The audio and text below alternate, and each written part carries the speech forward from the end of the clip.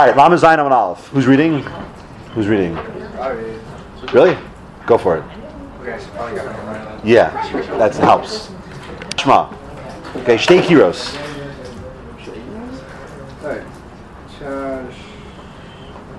Yeah, Tashma. Shtei Kiros, Hamatimos. Alright. Should I stop there? No. What? Keep going. Okay. Achas Guruf of Tuma. The Achas She'ena Guruf of Eina Tuma. Mishayin. Mishayin al Gabi Guruf of Tuma. The Ein Mishayin al She'ena Guruf of Eina Tuma. Okay, before I explain. Oh, so what's the case? So the case where we have twin ovens or stoves or whatever you want to call it. Right. When they're right next to each other. One has been dark and katum, one is not. Yeah. Good. You're allowed to. Yeah. By the way, just so you know, all along we've been learning. I've been cheating a little bit. All along, you guys have been learning this case. How can you have a question? I have a great ride for the Balamar. About what? It says Garf and Katum. So what does Rashi say? Shtei Kiros Hamasimos. I never thought of using Rashi here. Yeah, it usually helps. Anyway, which one?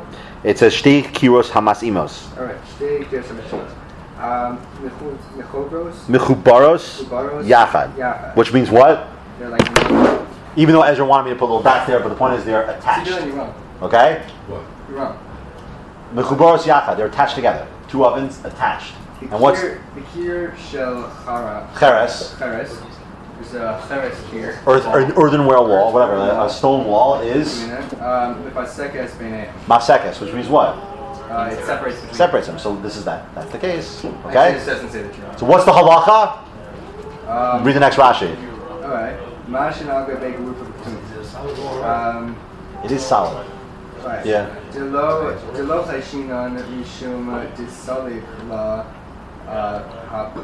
Habala me'idah. Okay. What does that mean? What does that mean? Good question. Right, that we're not. You should say that. You've been learning this the whole time. What's the question? There's no concern that perhaps Salik. I don't know. Look at this case here. Imagine. I'm sorry, Isaac. I got to do this. Okay. Imagine. Right in this case here. Isaac really has been Garf. It's solid wall now. It's solid. Why'd you do that? What, erase that? I want you to look visually. I want you to see it as if there's nothing here. So what would you be? See, that's the proof there's a havmina. What would you be concerned about? What's your concern? That The other would this. be defined as a non-go-go. Okay, no, stick with what Rashi says. You're going to be worried about what? You're right. I'm not disagreeing with you, but why would you think that? Because the heat source is coming from here, and what's it doing? It makes it like one oven. Good. Okay, good. It makes like one oven. Okay, so it's this heat is heating up the pot. I took all the coals out. This heat is heating up the pot. So the havamina. What's the havamina? You might think that it's considered to be in the entire thing to be considered that it's a non-garfakatum oven because you have a source. It's not garfakatum. Correct. And then you wouldn't be able to put the hot. Right. At all. Maskana saying You can. you can. Why? So we'll get back to that. That's a question you have to answer. Why? What are you smiling about? So the Gemara says what? It says Umahe Meshayin. So what do you do? What can you do Shehiyah on? In other words, if I'm going to put food on here before Shabbos, right? Now again, assuming I'm allowed to put only on Aleph, on the Garfed one, what am I allowed to put on? So go. Beis Shammai says.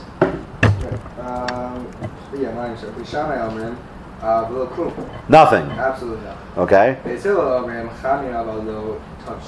Okay, meaning what? You should know this by now. Okay, and again, remember what I told you last time? That doesn't sound like the Mishnah at all. Okay, good. Keep going. Akar. Right. Divrei Amer. So if you take it off, you can't do Chazar. We're not worried about Chazar. So if you took it off, you can't do Chazar. Okay. Next. Rabbi Yehuda says, okay, and then keep going. Okay, so now at this point in time, if you just stopped and asked, who does Rabbi Yehuda hold like? Mati, who would he hold like? At this point, It would seem like he held like the Rabbanan, right? It would seem like Rabbi Yehuda right then holds like the Rabbanan because he's learning that this has to be Garaf Katam, right? And he agrees with the Machlokas Beis Shammai Beis Hillel being on like the same with the Mishnah Listen. So he's like a Rabbanan. He's a Chacham guy along. Problem.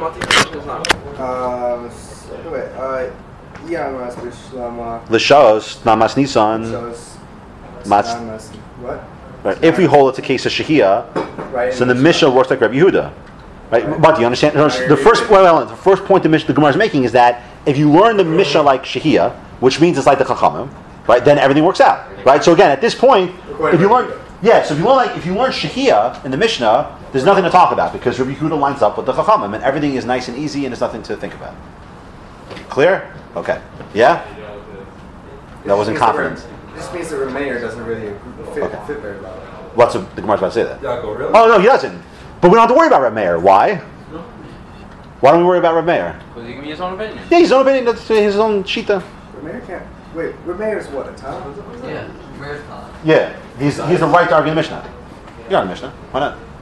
Oh, okay. Because I thought maybe he was in the Torah. Stamas Nisan, He's got a ton of. Reb Meir. When the Mishnah just has a position, the first position is listed as Tanakama, it means it's Reb Meir. Initially enough, this Mishnah's not. Ella Imam Raslan here. But if you want to say the Mishnah is talking about Chazorah. Good. Namas Nisin Mani. Who's alike? Yeah, who's it fit with? Lo Rabbi Yehuda, lo Reb Meir. Why? It's Reb Meir. Tu Reb Meir Kasha, Reb Shammai, Bechada, Reb Zil, Betarte. Okay, so I cheated. I filled Rashi in for you guys, but it's a kasha. Just to get the facts down. If you hold, Rameir won't fit in. Why? Because simple. Rameir is not going to work by the machlokas Beis Shammai Beis Hillel. And the second statement, first machlokas, because Beis Shammai Beis Hillel, what do they say? Beis Hillel says everything. Beis Shammai limits it. What does Rameir say?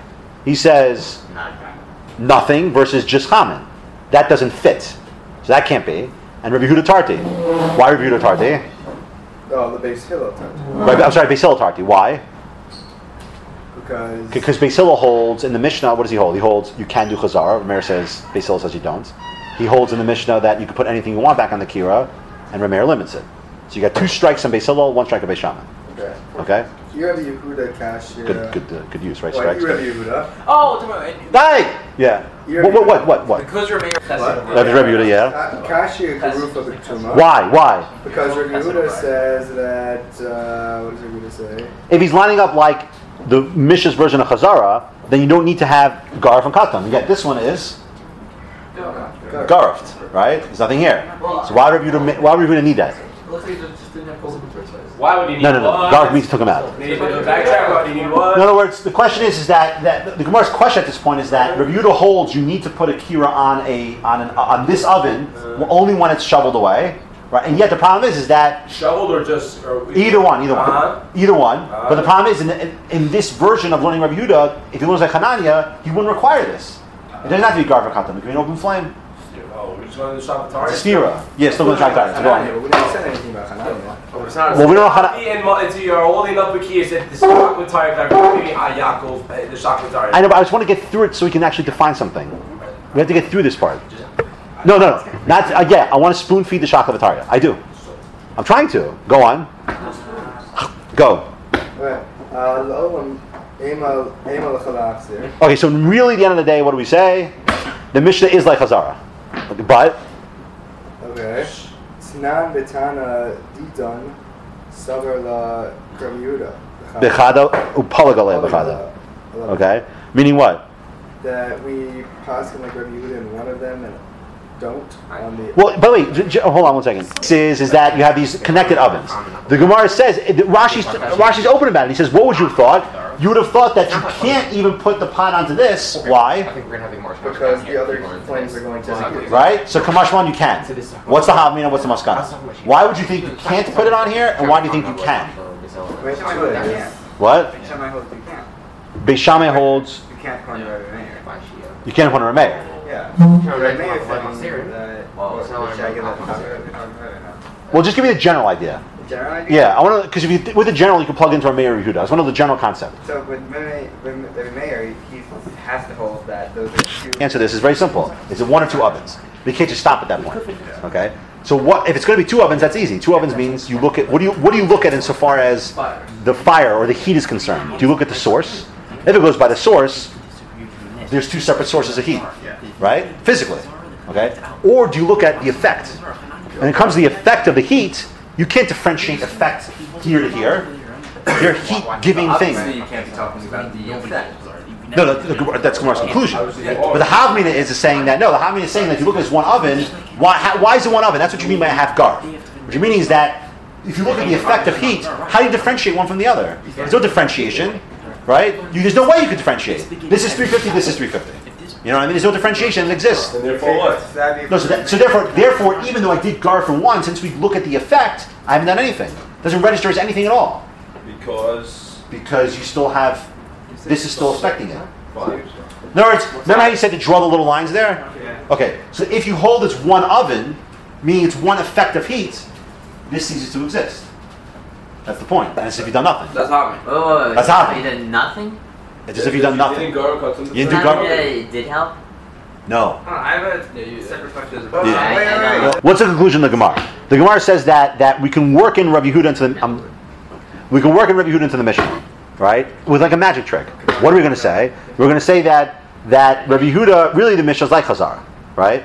Except in the second case, which talks about Shehiyah, Rabbi Yehuda doesn't agree with Hananiah's version of Shehiyah, which means what? The machlokas between Hananiah, so to speak, and Rabbi Yehuda would be, Hananiah holds that Shehiyah requires nothing. Chazar requires gar v'katam. Rabbi Yehuda holds Shehiyah requires gar v'katam, and Chazar requires gar v'katam. Yes. Okay. Right. So we're doing the next case now about smicha. So we're saying inside. Okay. So what's the status of the fire here? I was going to ask the question to begin with. Probably not. Tocha b'gaba. It's not what? It's not gar v'katam. So meaning we're still learning like Rabbanan, right? Wait, isn't that? Oh yeah. No, not gar v'katam. Oh yeah. Because if it were not gar v'katam like Kone Hananiah, what does he care about putting the pot over here? Yeah. So we're learning the case of by Rabbanan, which is going to say. You're not allowed to put it inside or both. Because it's not gar v'katam. Because if it were gar v'katam, then you could put it on top. Yeah. All the Gemara is saying at this point is there's two logical possibilities. Either putting it against the wall is like putting it on top, or it's not. That's kind of strange. Because everyone's going to go with which version? It's not. I mean, how is this like that? Well, the heat is still relating to the food. That's true. Okay, so keep going. By saying that it's not a direct. It's like direct side. Oh, not direct. I think inside the oven. But 1 second. Oh, but now. What if the oven was garf to the side of the pot? Then for sure it's okay. To the side of the pot. The side of the pot right next to it. The side of HaKirah next to the pot. That's not garf though. Go ahead, more. More it is. Okay, stop the Balmore. Okay, you're right. Why? How is it going Balmore? Because Balmore says all you gotta do is push it to the side. But if you All right. put it to the side, because it's right next to the. Right. Oh, that's Making not. problems. It's Right. not really. You're making big problems. Big It's not problems. really has a Wait. because you're just trying to. It is a hesakadas. No, you're trying to eat up more.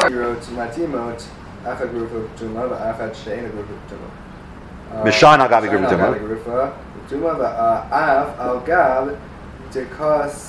Solikle havala meida. Okay. Even though what? Come on, we just had that before by the case of the twin ovens. Even though it's drawing heat. Okay, so why is this similar to the steak Kira Samasimos? It's very similar, isn't it? Right. Isn't it very similar? That's where it's getting its heat from. But think a little, conceptually for a second. In other words, if you have two ovens with a pot on top, right? What's happening? The heat. Let's say the heat from this side. The heat goes and heats up the pot. So the Gemara is saying you could argue that's identical to this, No. or it's not. Why is it not? Still in one source. The Gemara is going to say. Let the Gemara finish. Okay. What does the Gemara say? Dilma Shani Hasam Dekevan de Midle Shalit The Midalia Shalaba Avira. So what does that mean? that He suspended. Dahlia decided to. No. What does it mean? Suspended something. Suspended. What's suspended? The pot. Okay, so since the pot here is over, suspended, it's hanging over the fire, that's somehow different than it being next to it. Yeah, teach Tanya not to put How? Because according to our Havmina, this Whoa. is considered one. What's the big deal with this case? In other words, why would this ever be, here's the key thing, why would this ever be worse than a normative Garf case? In other words, if I put a pot outside an oven, right? The oven outside the pot. Well, fine, or the oven outside the pot, that's true. No, because the garf case. Right. So what's my chashash? How is that not a hesakadas? Oh, is it not Hesed? Yeah. I mean, if you just consider it to be the heat. I'm saying, what's the chiddush in this It case should be here? the cooking source. So It doesn't. Well, of course it did, because that's No, how you cook. You don't cook the pots outside. No, that's the source is not. Oh, okay, fine. So that's what you're gonna have to define. It's because the source is like a possible source. It's a possible source. Exactly. It's like non-garfic cuts. Therefore, you can. Who was a method? Right. How's it not? Okay. So it doesn't matter. It doesn't matter. Well, so I want you to think about. Well, here's what you have to define. The first thing you have to define is what are the two logical possibilities. Okay. Do you say yes or no? Meaning, is this comparable to this two kiros masimos case or not? Okay. And you got to figure out. No, it's not. You got to figure out the other idea. What's the other difference? And the second question is, what's the unique thing we're learning about this case? Smicha is a very important halacha here. Getting into what smicha plays. What does that mean? How can a pot have hesek? It's not Physical location of the pot. Physically, this is it. That's what you would think. That's my point. Why isn't it intuitive to say location of the pot for sure produces hesek das? Not? Okay. Yeah. Is this not the same case as putting the pot on the right side?